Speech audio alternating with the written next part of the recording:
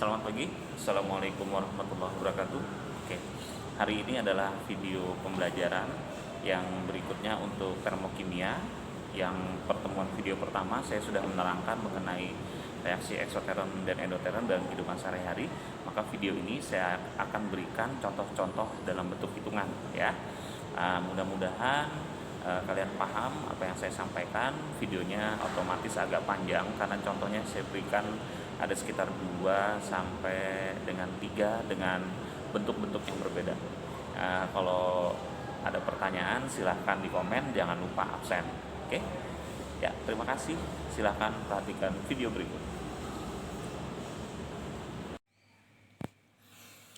Ya, adik-adik sekalian, ini adalah materi dan contoh untuk termokimia, di mana saya sudah menerangkan mengenai endoterum dan eksoterum di video sebelumnya.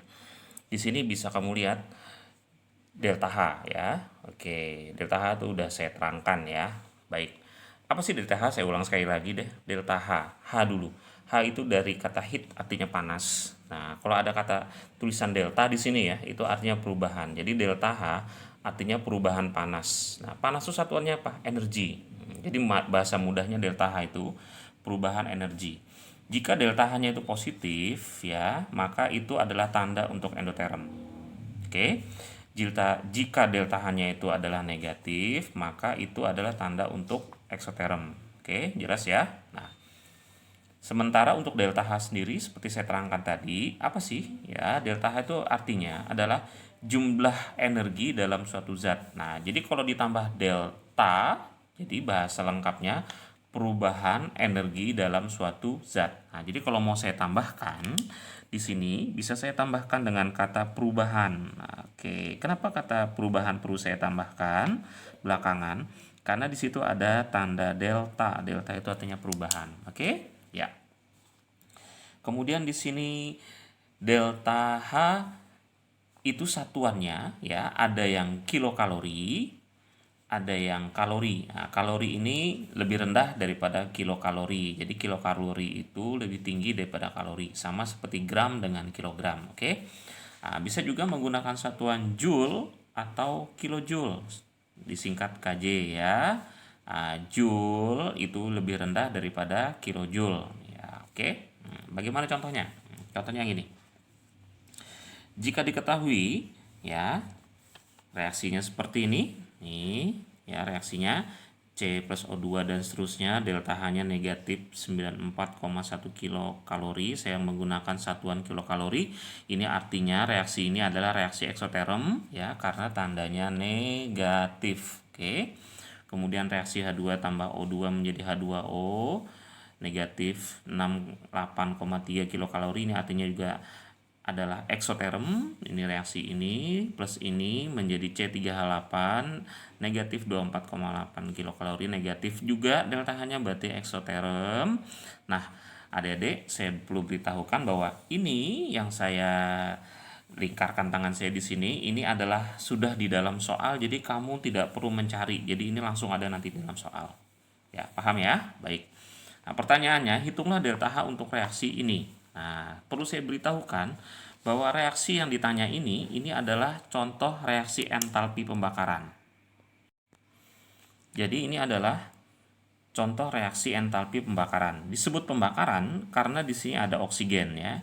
Jadi oksigen itu menandakan bahwa C3H8 dibakar oleh oksigen sehingga menghasilkan CO2 dan H2O. Ini adalah ciri-ciri reaksi pembakaran.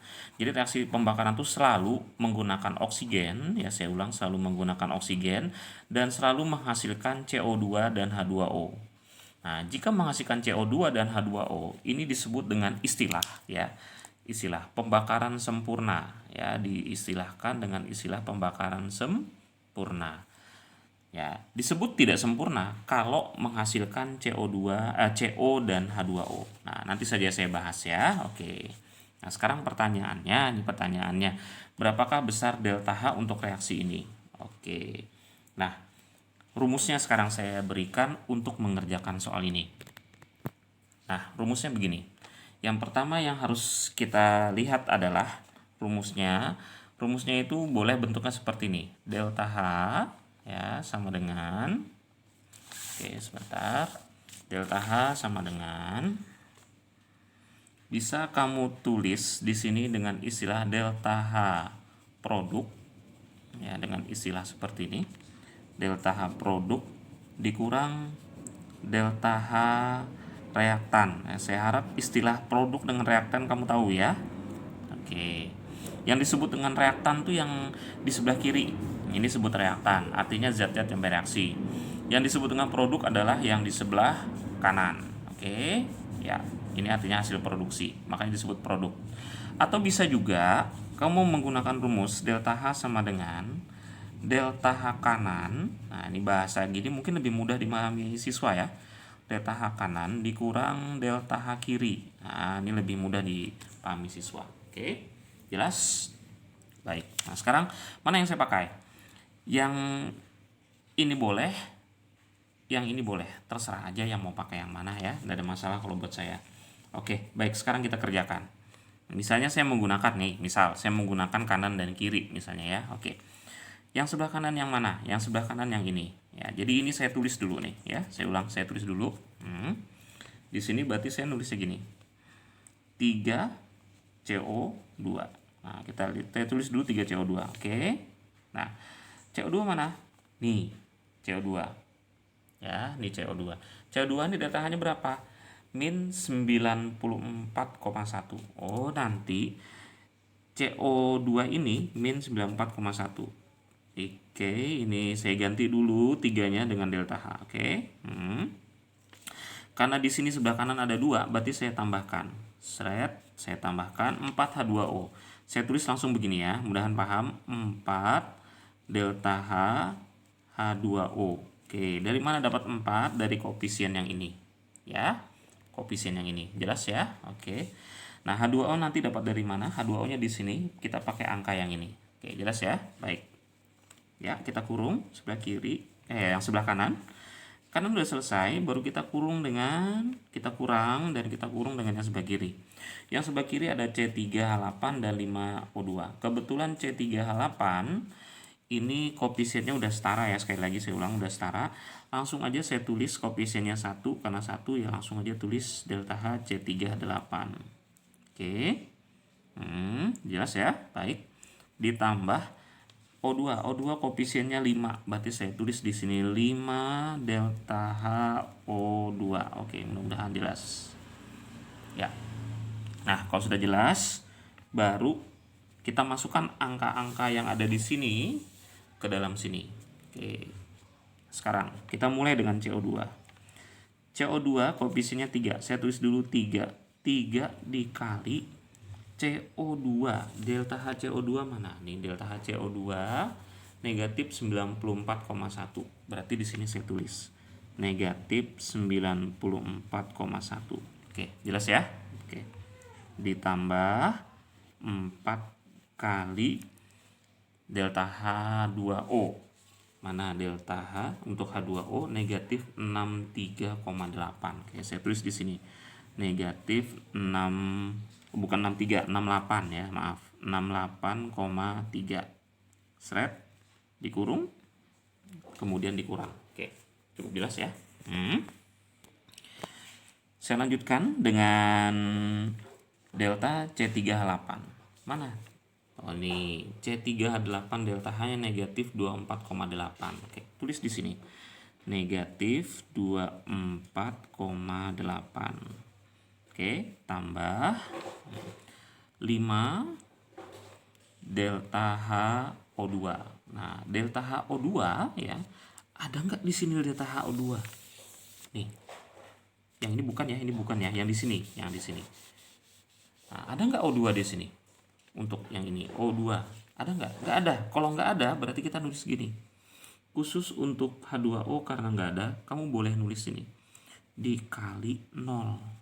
Saya ulang, dikali 0. Kenapa 0? Karena di sini O2 nggak ada. Oke, cukup jelas? Ya, mudah-mudahan jelas ya. Oke, saya lanjutkan. Nah, sekarang untuk menghitungnya kita menggunakan kalkulator tentunya ini. Cuma daripada lama, ya, saya langsung aja 3 dikali negatif 94,1 sebesar negatif 28,3. Mudah-mudahan saya nggak salah hitung ini ya. Oke, oh ya satu lagi saya lupa, maaf ya, nama saya manusia. Ini jangan lupa satuannya ditulis paling ujung kilokalori karena saya menggunakan kilokalori semua di sini ya. Oke. Oke, ini tadi hasil 3 dikali 94,1 ya. Oke. Dikurang, tahu kenapa dikurang? Ya, karena 4 dikali 6 8,3 itu negatif, maka di sini negatif juga. Ya, mudah-mudahan paham ya. Oke. 4 dikali 6 8,3 kalau nggak salah 272,2. Oke, 272,2. Silakan dihitung kalkulator nanti ya. Ya, dikurang, dikurung karena sudah selesai semua dihitung. Nah, sekarang kita hitung yang ini. 5 kali 0 otomatis sudah 0 ya. Ditambah negatif 24,8. Tetap negatif 24,8. Negatif ketemu negatif. Nih, negatif ketemu negatif. Maka hasilnya menjadi positif. Positif 24,8. Oke.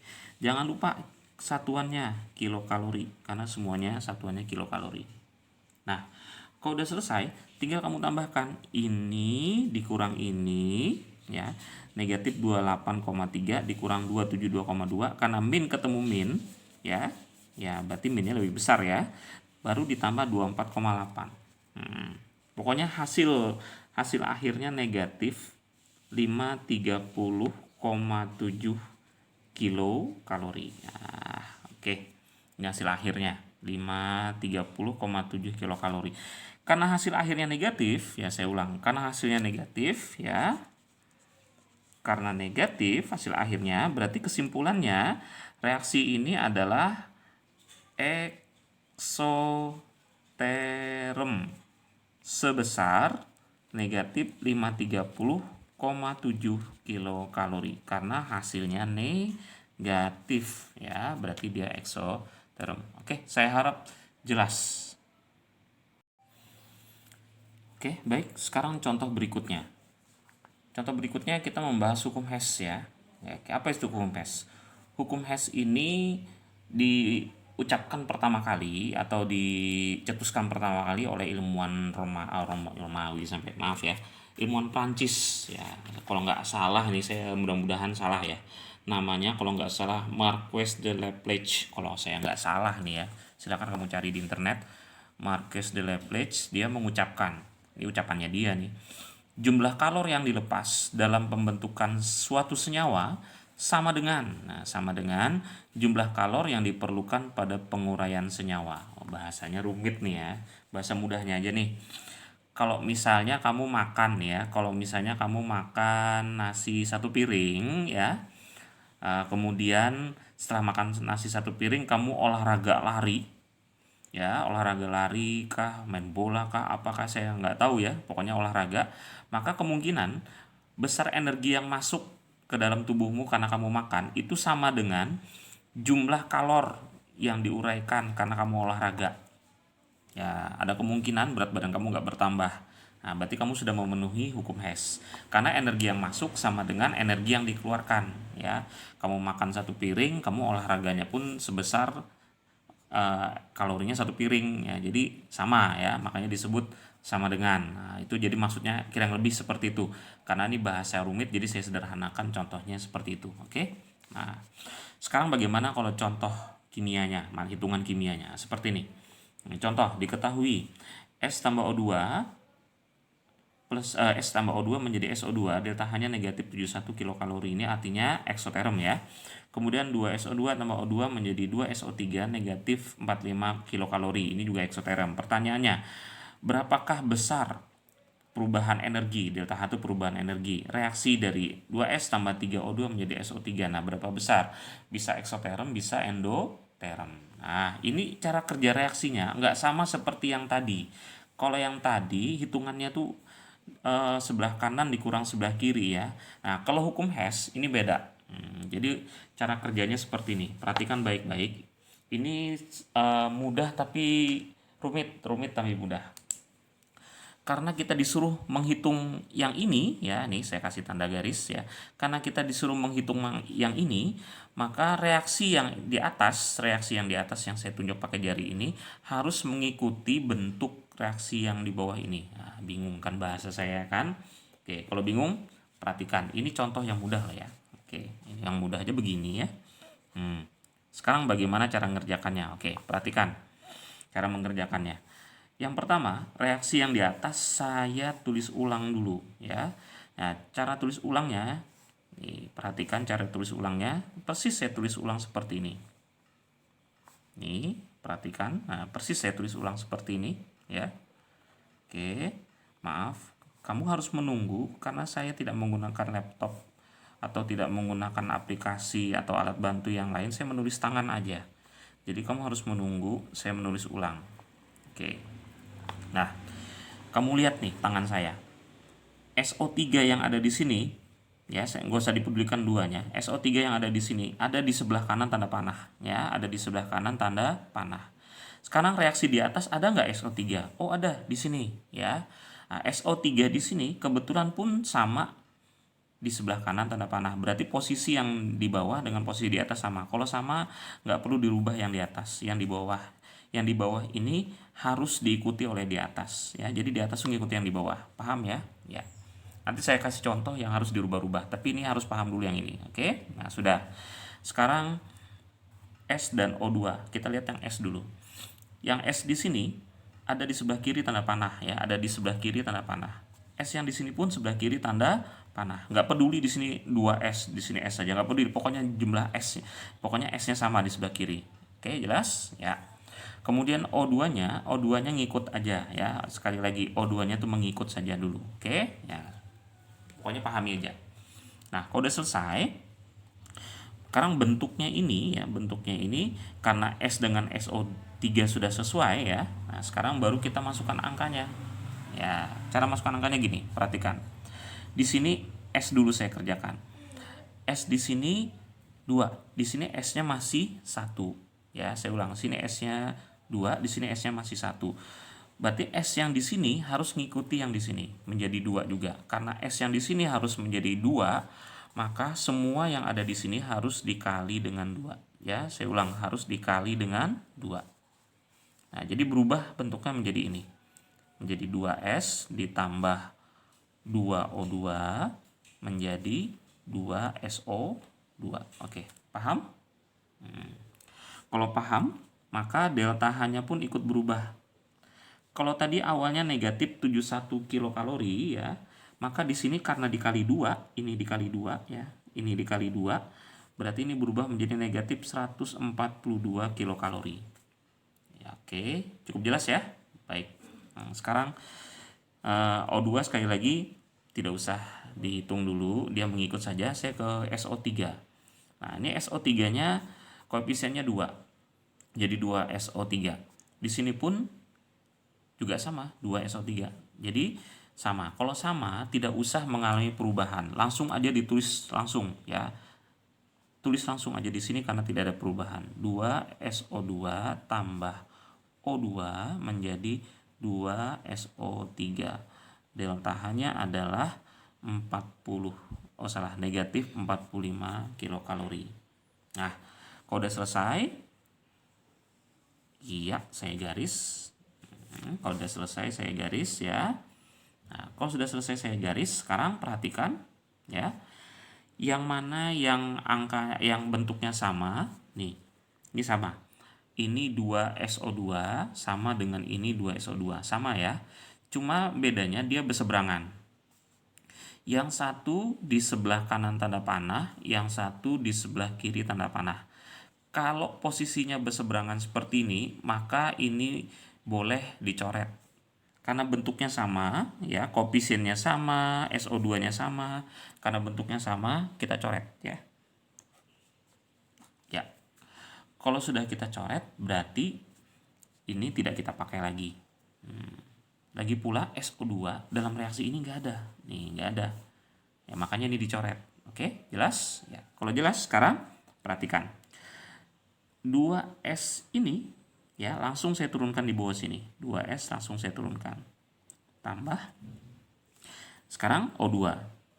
Kebetulan O2 ini sama-sama sebelah kiri tanda panah ya. Kebetulan sama-sama tanda panah. Di atas koefisiennya 2, di bawah koefisiennya 1. Nah, sama-sama sebelah kiri tanda panah, kita bisa nambahkan 2 koefisien di atas ditambah 1 koefisien di bawah menjadi 3 O2. Oke, jelas ya? Kalau jelas, oke, kita lanjutkan. Nah, tinggal SO3. Nah, SO3 di sini 2 SO3. Oke. Nah, sekarang kamu lihat, sama nggak bentuk yang di sini sama bentuk yang di sini? Sama nggak? Sama kan? Oke. Kalau udah sama, tinggal ini kita tambahkan. Delta H-nya kita tambahkan. Ini tambah ini berapa hasilnya? Iya, betul sekali. Negatif 187. Iya, betul sekali. Ya, karena hasilnya adalah negatif 187, berarti kesimpulannya, karena hasilnya adalah negatif 187, berarti kesimpulannya negatif, maka dia adalah eksoterm. Oke. Mudah-mudahan jelas ya. Oke, yang berikutnya contoh yang kedua. Nah, contoh yang kedua ini kamu bisa perhatikan nih, saya sudah tuliskan ya contoh kedua ini. Di sini ada 3 reaksi ya. Nah, dari 3 reaksi ini pertanyaannya ada di sini. Ada di CS2 tambah 3O2 menjadi CO2 plus 2SO2, berapakah delta H reaksinya? Ya. Nah, seperti contoh yang di sini tadi ya, seperti contoh yang di sini tadi. Maka cara menjawabnya adalah kita tulis dulu reaksi yang ada ini ya. Reaksi yang ada ini kita tulis ulang di sini. Ya, setelah kita tulis ulang, ini juga sudah saya tulis ulang ya. Nah, baru kita perhatikan apakah bentuk 3 reaksi di atas ini sudah mengikuti reaksi yang di bawah ini? Ya, mudah-mudahan bingung ya. Nah, kalau kalian sudah bingung, itu berarti sudah bagus ya. Artinya kalian sudah memperhatikan. Nah, sekarang caranya gimana supaya reaksi di atas ini mengikuti yang di bawah ini? Oke, yang pertama yang harus kamu perhatikan nih ya. Lihat CS2 yang di sini. CS2 di sini posisinya ada di sebelah kiri tanda panah ya. Saya ulang, CS2 di sini ada di sebelah kiri tanda panah. Sementara yang di sini CS2-nya sebelah kanan tanda panah. Ya, tidak sama kan posisinya kan? Nah, kalau nggak sama, berarti CS2 yang di atas ini, reaksi ini, harus ngikuti yang ada di sebelah sini, yaitu juga di sebelah kiri tanda panah. Berarti reaksi yang di atas ini harus kita balik. Ya, kita balik. Nah, cara baliknya seperti ini. Ya, kita balik. Tadinya CS2-nya di sebelah kanan, kita balik ke sebelah kiri. Berarti menjadi CS2, oke, C tambah 2S. Nah, gitu. Jadi dibaliknya seperti itu caranya. Jelas ya? Nah, awalnya C tambah 2S CS2. Nih, ya, ini tadi ya. C tambah 2S awalnya CS2. Delta H-nya adalah negatif 19,7 kilokalori. Awalnya negatif. Tapi karena reaksinya sudah kita balik, ya, karena reaksinya sudah kita balik, berarti yang tadi delta H awalnya adalah negatif, maka karena reaksinya dibalik berubah menjadi positif ya, berubah menjadi positif 19,7 kilokalori. Nah, ini karena sempit saya nggak nulis kilokalorinya, kita ya kecil-kecil aja ya, kilokalori. Oke? Nah, kira-kira seperti itu. Nah, sekarang setelah CS2 selesai, kita lihat O2. Nah, O2 ini seperti cara saya, ini cara saya ya. Untuk O2 kita tidak usah ngerjakan sekarang, dia ngikut aja nanti. Saya ulang, O2 ini ngikut aja, jadi kita nggak usah ngerjakan sekarang. Saya pindah dulu ke CO2. Nah, sekarang kamu perhatikan, CO2 ini posisinya di sebelah kanan tanda panah, oke? Di sebelah kanan tanda panah. Sekarang CO2 yang direaksi ini ada di sini, nih CO2 di sini. Dia juga CO2 di sini ada di sebelah kanan tanda panah. Sama-sama di sebelah kanan tanda panah. Kalau sama-sama sebelah kanan tanda panah, berarti nggak usah repot ya. Kamu nggak usah repot merubah reaksinya. Tulis ulang saja. Saya ulang, tulis ulang saja. Nah, jadi saya tulis ulang ya, nih jadinya. Oke, saya tulis ulang. Berapa delta H-nya? Kita lihat yang ada di sini. 93,8 positif. Berarti ini endoterm dia kalau positif. 93,8 kilokalori. Oke. Nih 93,8 kilokalori. Tidak usah dirubah ya. Ya, karena di sini reaksinya nggak mengalami perubahan. Lanjut SO2. Nih. SO2 di mana? Nih. Oke. Nah, SO2 di sini dia di sebelah kanan tanda panah. Sama nggak? Sebelah kanan tanda panah. Sama. Yang nggak sama, di sini SO2-nya koefisiennya 2. Oke. Di sini koefisiennya 1. Nah, itu yang nggak sama. Supaya yang ini ya, lihat tangan saya, ini sama dengan yang di sini ya, sama-sama koefisien 2, berarti reaksi yang ini harus kita kali dengan 2. Ya. Kita kali dengan 2. Jadi, alasannya dikali 2 supaya sama dengan ini. Oke? Jelas ya? Ya. Kalau jelas, semua reaksi kali 2. Berarti sini menjadi 2S tambah 2O2 menjadi 2SO2. Kok bisa jadi 2 semua? Nih, masing-masing koefisien di sini kan 1 dikali 2, 2S. Ini O2 1, koefisiennya dikali 2, 2O2 ya. Di sini SO2 koefisiennya 1 kali 2, 2SO2. Oke, jelas ya? Delta H. Oke. Sekali lagi, karena kebetulan koefisien, bukan koefisien, karena reaksinya nggak dirubah, cuma dikali 2. Kita lihat di sini. Jadi dia tetap positif ya, saya ulang, tetap positif delta H-nya. Cuma karena dikali 2, nih, karena dikali 2, berarti 71,2 ikut dikali menjadi 2. Oke, jadi menjadi positif 142,4 ya kilokalori. Ya, maaf nih. 142,4 kilokalori. Dapat dari mana? Karena dikali 2. Nih, dapat dari sini. Dapat dari 171,2 dikali 2 sekian. Oke, jelas? Ya. Kalau udah jelas, di sini kita seret. Nah, sekarang kalau udah ya, sekarang kita perhatikan manakah yang di sini nggak ada, tapi di sini ada. Lihat bahasa saya, dengar bahasa saya. Manakah yang di sini nggak ada, tapi di sini ada? Yang mana itu? 2S. Nih, lihat di sini 2S ada, tapi di sini nggak ada 2S. Ya, kalau nggak ada berarti yang di sini harus dicoret ya. Kebetulan sini 2S-nya sama angkanya dan berseberangan. Kalau sama dan berseberangan berarti dicoret aja langsung, nggak usah repot-repot. Kalau misalnya di sini nggak sama, itu harus dikurang ya. Oke, nanti aja. Oke. Apalagi C. Nah, C di sini nggak ada kan? Ya, di sini kok ada. Nah, kalau ada, kebetulan sama lagi koefisiennya, jadi coret aja, seret. Ya, selesai? Ya, kalau udah selesai, baru kita turunkan CS2, turunkan di sini. CS2 kita turunkan, tambah O2, seperti saya bilang O2 ngikut aja. Dan dia sama-sama sebelah kiri, ruasnya sama-sama sebelah kiri. Berarti di atas 2 koefisiennya, di bawah 1. Berarti 2 ditambah 1, 3. 3O2. Oke. Menjadi CO2 plus 2SO2. Oke. Nah, sekarang sama nggak nih? Sama nggak? Kalau sama, berarti reaksi kita udah benar. Ya. Tinggal ini dihitung. Ya. Tambahkan kayak biasa. Saya tulis delta H-nya di sini.